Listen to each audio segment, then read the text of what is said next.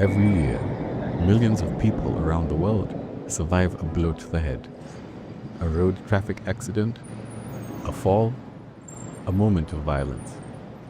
For many, recovery seems complete. The wound heals, the scan looks reassuring, life moves on. But for some, the injury leaves behind a hidden legacy, one that may not appear for months or even years. This is the story of post-traumatic epilepsy. The human brain is an electrical organ. Billions of nerve cells communicate through finely balanced signals. Some that excite, others that restrain. Under normal conditions, this balance keeps thought, movement, and consciousness stable. A traumatic brain injury disrupts that balance.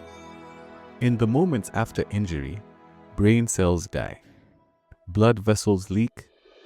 Inflammation begins.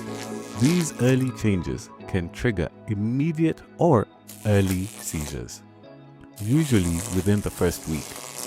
These seizures are dramatic, but they are not epilepsy. Epilepsy is something else. Post-traumatic epilepsy is defined by recurrent, unprovoked seizures that begin at least 1 week after brain injury. Often, there is a long silent period, a time where the person appears well. But beneath the surface, the brain is changing. After trauma, inflammation does not simply fade away. Immune cells in the brain, microglia, and astrocytes remain active. These release chemicals that increase neuronal excitability. The blood-brain barrier, normally a protective wall, becomes leaky. Iron from microscopic hemorrhages and toxic molecules seep into brain tissue. Neurons struggle to regulate their electrical activity. At the same time, the brain attempts to heal itself. New connections form, axons sprout, synapses multiply, especially in regions such as the hippocampus, a structure deeply involved in memory and seizure generation. But this rewiring is imperfect. Instead of restoring balance, it creates hyper-excitable networks, circuits that are too easily triggered and too tightly synchronized. This slow transformation is called epileptogenesis, and it is why seizures may appear months or decades after the original injury. Not everyone with a head injury develops epilepsy. The risk depends on severity. Mild head injuries carry little long-term risk. Moderate injuries increase risk several-fold, and severe injuries, especially those involving bleeding, depressed skull fractures, penetrating trauma, or have seizures in the first week, carry the highest risk.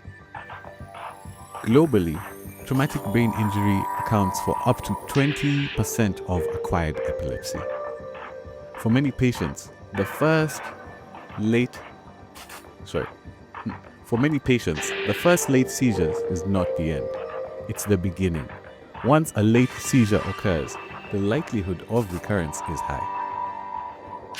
Doctors use brain imaging and EEGs to help assess risk and guide treatment. MRI is particularly valuable, revealing scars, blood breakdown products, and areas of structural damage. But no test can reliably predict who will develop post-traumatic epilepsy, and that uncertainty shapes treatment. One of the most important and sobering discoveries in modern neurology is this. Current anti-seizure medications do not prevent post-traumatic epilepsy. Drugs like phenytoin or levetiracetam can reduce seizures in the first week after injury, but they do not stop epileptogenesis. They do not prevent the brain from learning to seize. Once epilepsy develops, treatment focuses on controlling seizures, improving quality of life, and managing comorbidities such as depression and cognitive decline. For some patients, seizures remain resistant to medication. Post-traumatic epilepsy reminds us that brain injury is not a single event. It is a process, unfolding over time. For patients, it means long-term vigilance even after apparent recovery. For clinicians, it means careful follow-up and honest counseling.